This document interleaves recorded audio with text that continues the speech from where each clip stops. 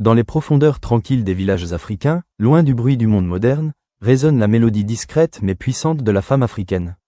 Elle est la gardienne de la terre, la mémoire vivante des traditions, le pilier du foyer. Dès les premières lueurs de l'aube, elle s'éveille avec le soleil. Son pas est sûr, ses gestes sont empreints d'un savoir ancestral. Elle va puiser l'eau à la source, une calebasse sur la tête, son regard tourné vers l'horizon.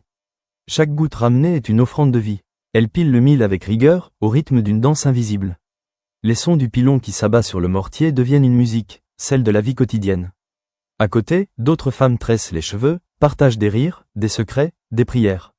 Elles cultivent la terre avec leurs mains, sèment le mil, l'arachide, le maïs. Elles savent parler aux saisons, elles lisent les signes du vent et des pluies. Sous le soleil de plomb, elles ne fléchissent pas. Leur force est silencieuse mais indestructible. Elles nourrissent, éduquent, soignent. Elles fabriquent les pagnes, vendent au marché, transmettent aux enfants l'amour du travail, le respect des anciens, la dignité dans l'effort. Mes tableaux capturent ces instants simples et puissants. Chaque coup de pinceau traduit une émotion, une histoire, une vérité. Les couleurs chaudes rappellent la chaleur humaine.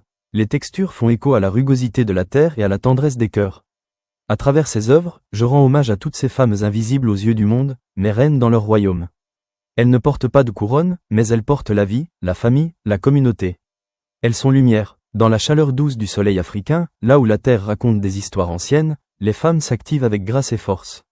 Elles balaient la cour avec précision, rythment la vie du village par leurs gestes quotidiens. Leurs mains expertes transforment le manioc, le mil, l'arachide. Elles préparent les repas, non seulement pour nourrir les corps, mais aussi les âmes. Sous l'ombre d'un baobab, une mère tresse les cheveux de sa fille, perpétuant un héritage ancestral, geste après geste, mèche après mèche. Les couleurs vives de leurs boubous dansent dans les tableaux comme les battements du tambour qui résonnent au loin. Le linge se lave au bord du fleuve, dans des éclats de rire partagés, dans cette sororité silencieuse qui ne dit pas son nom, mais qui existe depuis toujours.